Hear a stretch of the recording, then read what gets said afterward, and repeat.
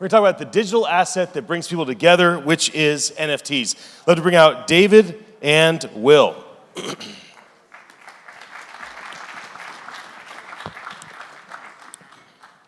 I borrow this?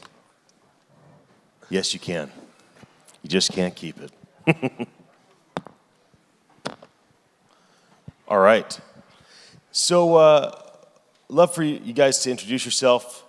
There's some people in the audience that don't know who you are, so take it away. Love to have you just say hello to everybody. I'll let you go first. Here you go. Yeah, go. Good morning, everybody. It's great to be here. My name is Will O'Brien. I am the CEO and co-founder of NFT.NYC. I've been in crypto for about a decade now. I was the co-founder and CEO of a company called BitGo and started investing in crypto and blockchain companies through Blockchain Capital and then directly in a lot of other projects. And NFT.NYC is a metaverse platform empowering the abundant creator economy, helping artists to tell their stories in the metaverse. My name is David Gokhshtein, founder and chairman of Gokhshtein Media. We report on crypto, blockchain, NFTs. First of all, thank you for inviting me. I'm super stoked. And yeah, I'm just excited about this entire industry and looking forward to chatting. So when you think about NFTs, where does that land in light of the greater, broad blockchain decentralization? Because that's really the focus here, right? We're not talking crypto individually. We're really focused on this industry. And so, and how does that play into what you do? So at your company, so specifically, Will, I'd love to hear a bit about NFTs specific to your company and maybe the greater ecosystem of all things blockchain and Web3. I think what's exciting about NFTs is that it's brought a collaborative energy together in starting with artists, starting with visual artists, now music, now many other categories. And I remember looking at, in the beginning of 2021, when Blau and people were having their drops, I was on Clubhouse like so many other people were during the pandemic, and there was so much collaborative energy, people who wanted to help each other. It was quite distinct from 2014 when I was starting BitGo, and there was a very competitive energy, not just between the companies, but also between government and the folks trying to disrupt fintech. So there's something very special about this movement of NFTs. It became comprehensible. It became something that people could share ideas with each other to help each other grow. And so I think that's very exciting. We've reached now a plateau of what the first generation of NFTs really are. I think the next use cases for NFTs are going to be exciting. One of the things that we're going to be launching is a job marketplace using NFTs as the unit of a job. So if you want to work in the metaverse, you can list that job as an NFT. And looking at NFTs as the principal denomination of how you access virtual property in the metaverse and how you interoperate with others. So I think the technology usually comes of age and kind of reaches a point where then it's time to zoom out and think about how the NFT technology, blockchain technology can take over some other aspects of our human protocol, our human connectivity. So David, if we picked like one area, let's say sport. So how do NFTs bring people together around sport and the fandom of sport in your mind? Because I think you have some deep insights in that area. I'd love to have you share. Well, most athletes don't own their brand and likeness right now. So with NFTs, with them creating one, not only will they own their brand and likeness, but they can go ahead and develop their own ecosystem.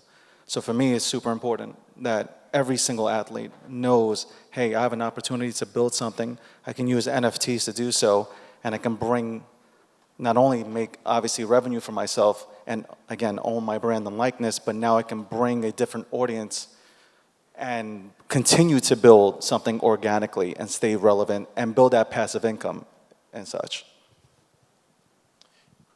What are your thoughts on that outside of sport, Will? Because obviously athletes, this is a big thing. And it's not just professional athletes, it also goes to college. But there's other areas, talking musicians, that are also facing unique challenges when it comes to having, ownership over who they are, how they're represented, and how can NFTs empower them in that regard?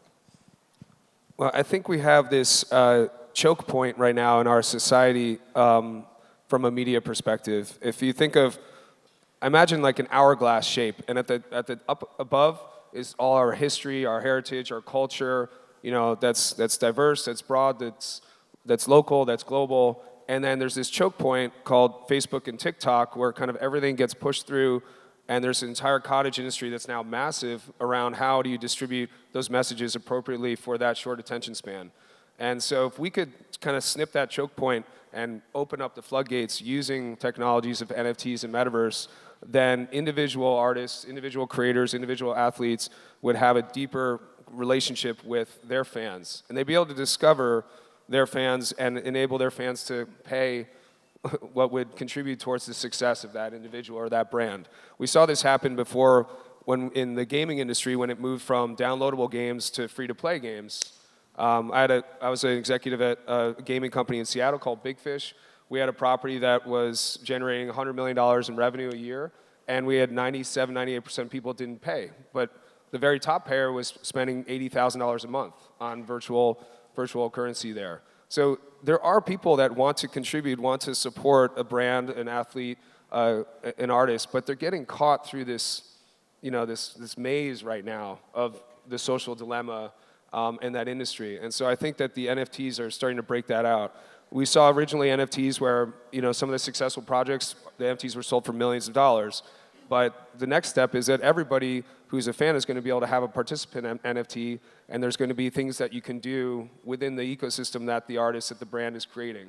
I think that's where the metaverse and the NFTs start to really interoperate. Your NFT becomes, you know, your access to a space, and not just metaverse, but also community, Discord, token-gated communities as well. Your NFT becomes access to be part of kind of the governance of the future of what that cultural person or that brand means to you. I think that's very exciting. So it becomes a participatory citizenry, if you will, for the brands in the future.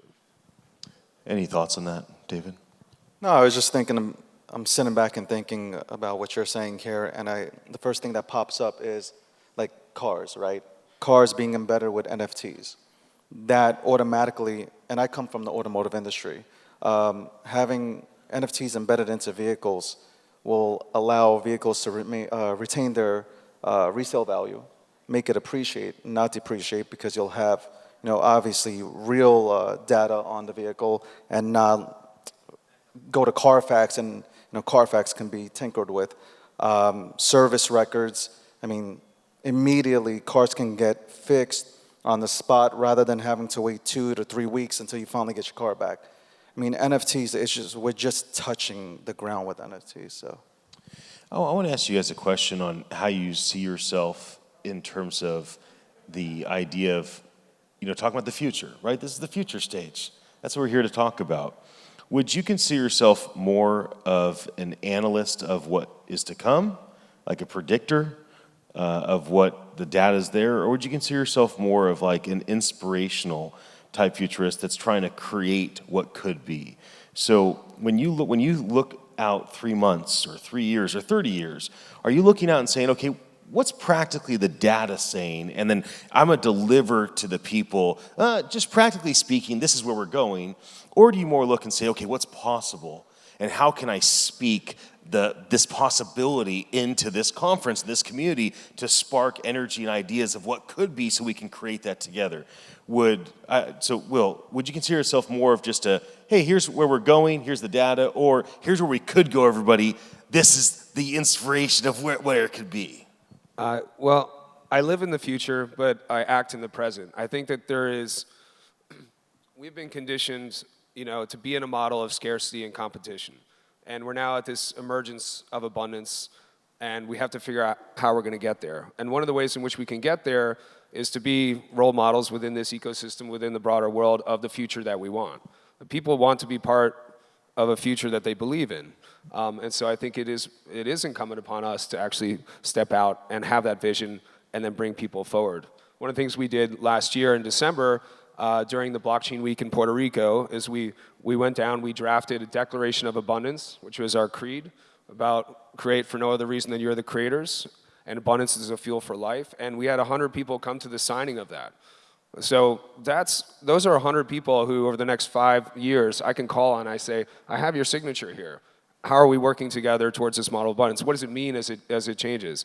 So I think for those of you who like to sail out there, in sailing you pick a point on the horizon. You can't see the resolution of that lighthouse, of the shutters on that house, but you keep going towards it. And then you have to mind the water, the waves, the other boats, your competition. You know, you are the captain of your ship. You can turn, you can tack the boat. And as you get closer and closer, the picture becomes more clear where you're headed. But you always knew you were headed in that direction. So I personally like to do that. I bring, you know, my team, my investors, my advisors, my community towards a common future and have that discussion, because that's what really inspires people to work together. That's great. David, how about yourself? I think there's an opportunity here with NFTs, and I'll give you an example. How many people, or I would say how many artists are out there in Times Square? And I say this all the time on social media. How many artists are out there that do dope stuff and don't have an opportunity to actually make money on it? They don't know about NFTs. There are still people that don't know how NFTs work, anything about the landscape. If we can go out there and inspire and educate people and bring those creative artists into this space, not only does it become bigger, but at the same time, we give people an opportunity to have a real career. And I also want to see these artists actually get the opportunity to shine and not shine for somebody else. And what I mean by that is, sorry guys, the 10,000 PFPs, which are created by an artist in the background that gets 5% of the cut, I'd rather them be put on a pedestal and be given the opportunity to go ahead and make real revenue and have their name known like a Beeple and etc.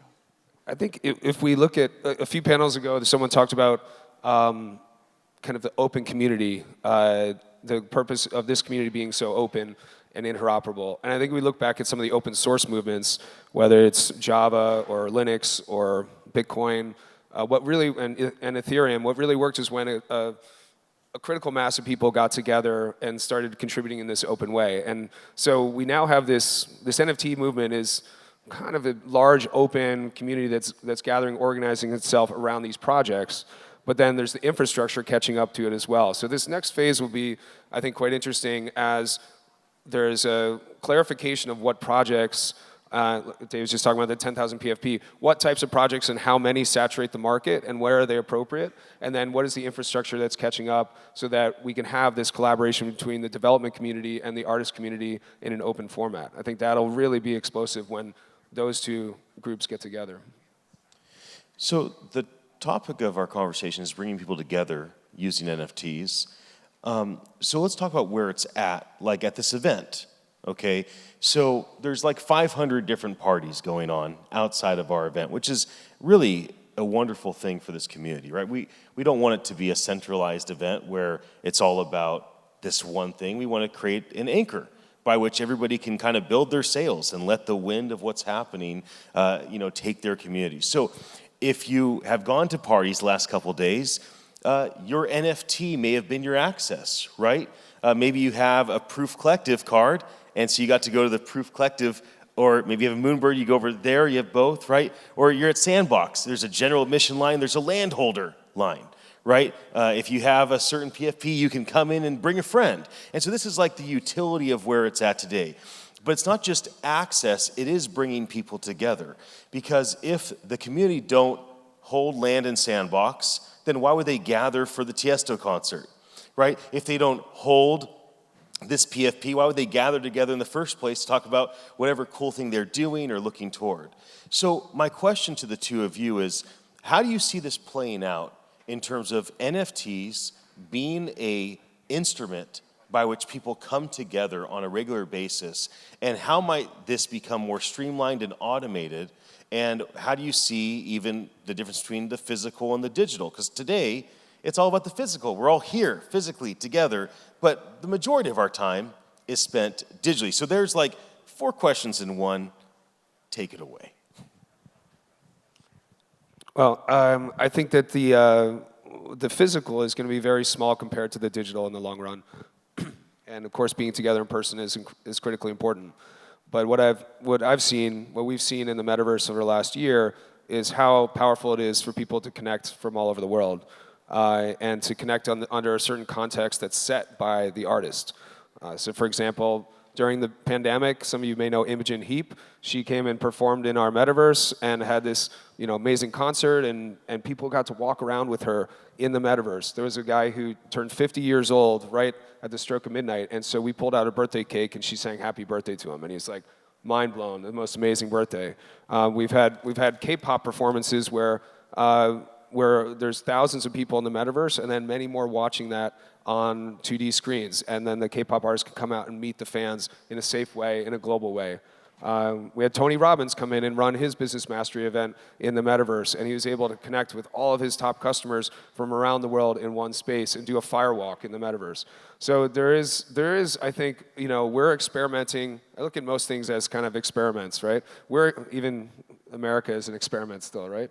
We're experimenting right now with 100,000 people here in New York City around gathering together in these events, right? There's all this experimentation that's going to happen in the metaverse in different ways and in the communities that are not 3D, and how that interoperates and how people find their way for the kind of perfect engagement that they're looking for that contributes to the overall mission of the artist, the cause of what the artist cares about. So as long as we're keeping our eye on that, I think NFTs will play a role in a perfect world, or in a perfect example. The NFT would be your ticket to the event. The NFT would get modified based on what happened with the event. It'd be your collectible afterwards. If you want to sell that ticket up front, if you want to sell that collectible afterwards, if you want to combine that NFT with other NFTs to do something that continues up the engagement ladder of the artist, those are all expansive opportunities for engagement and audience, and this topic of bringing people together. And so as long as we're experimenting with those in mind, I think there'll be a lot of really cool use cases coming out. I mean, I agree. There's nothing more I can add to that. Well said. Seriously.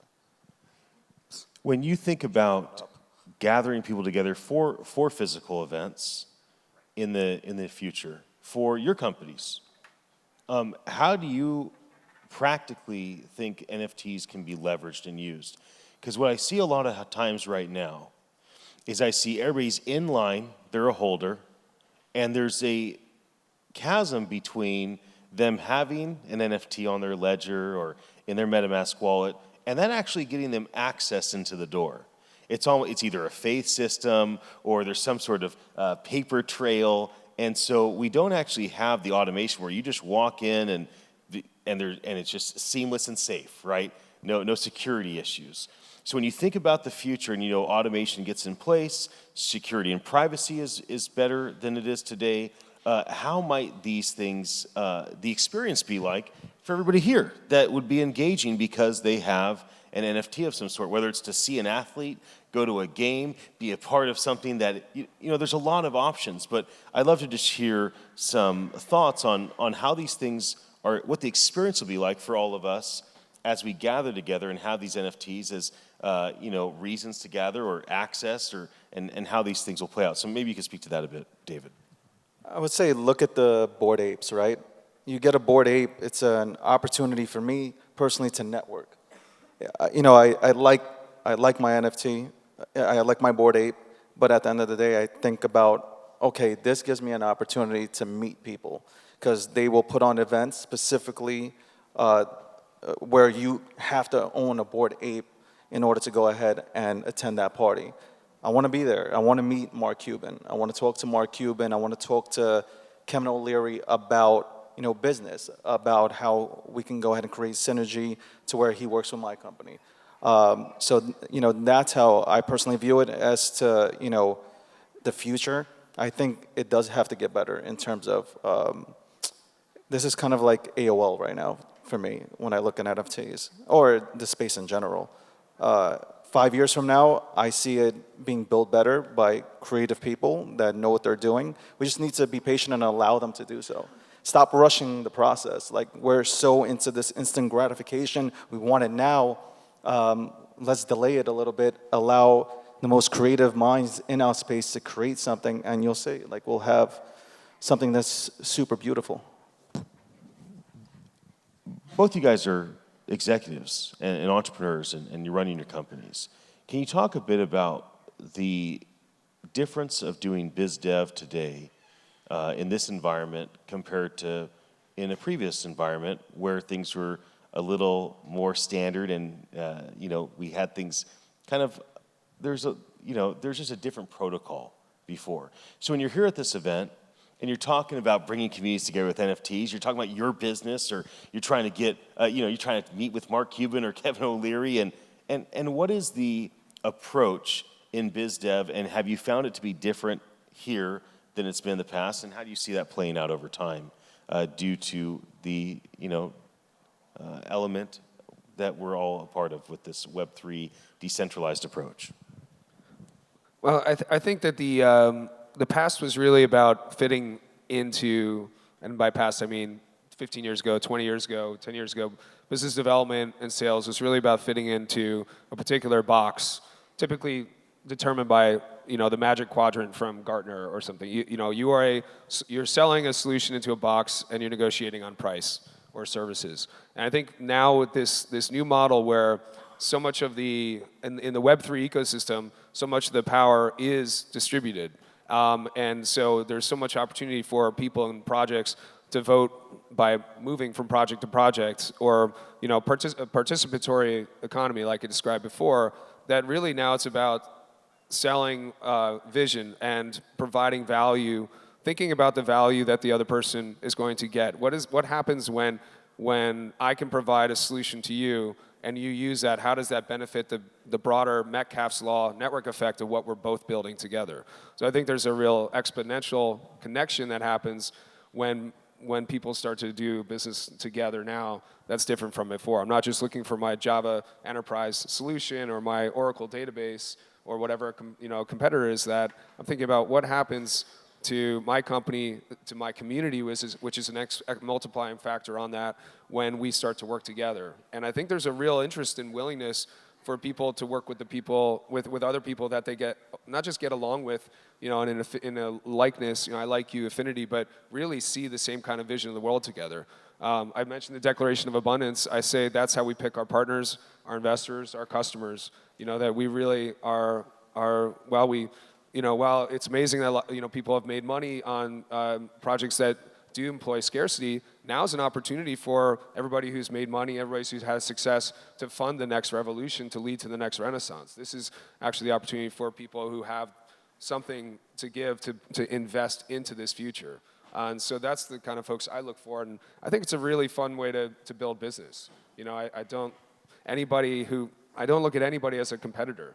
It's really an enjoyable way to do business. It means I can have a conversation with every single one of you and never worry about that conversation threatening my business. I can be completely open with my business plan and not worry about that getting taken away, because what we're building is abundant.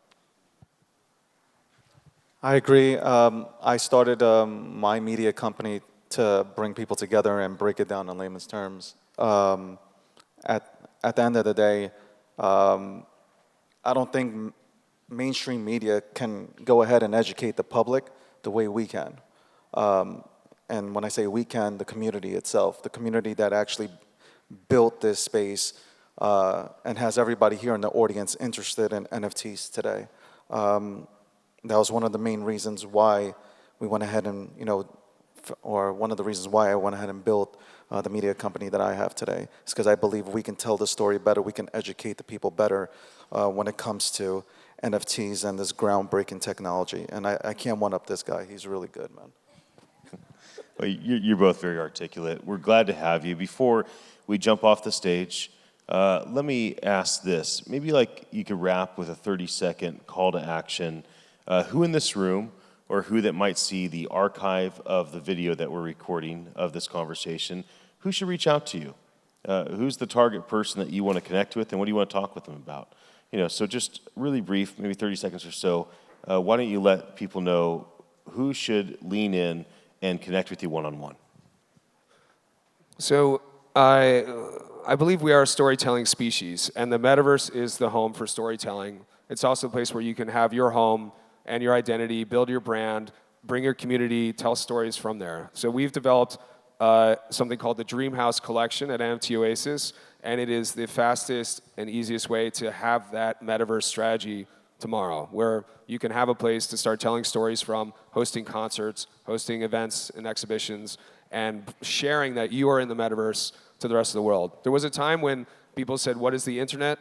And then what is your internet strategy? Now every company is an internet company. Same thing happened with social, mobile, and blockchain. Now it's happening with metaverse. And so anybody who wants to be in the metaverse and work with us along the way, whether you're a creator, whether you're a brand, whether you're a cause, nonprofit, talk to us. We'd love to support you on that mission.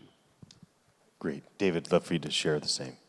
I just want to connect with that person that is eager to just jump into the NFT space and to show off their creative side, really. I'm not looking to connect with celebrities and stuff like that. No offense, anybody in the crowd who's a celebrity. I'm just really looking forward to connecting with people that want a chance, an opportunity, and that just aren't getting one. And like I said earlier today, there's a lot of artists that, they have no other choice but to work for some other project, the 10,000 PFP project, and they never get to shine. I want to connect with that person, and I want to give them that platform so they can go ahead and shine in our space, and hopefully get known and build their residuals. Let's give Will and David a hand. Thank you.